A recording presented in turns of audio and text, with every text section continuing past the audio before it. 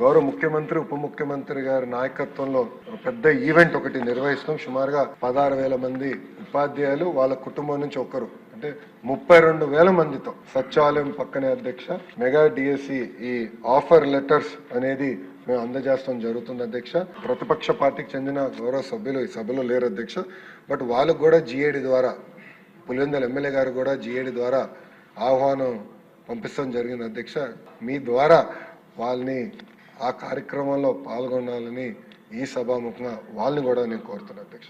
Thank you అధ్యక్ష. జై ఈ డిఎస్సి విషయంలో లోకేష్ గారిని నేను కూడా అభినందిస్తున్నా. ఎందుకంటే ప్రతిపక్ష పార్టీ వాళ్ళు కూడా అభినందించారు.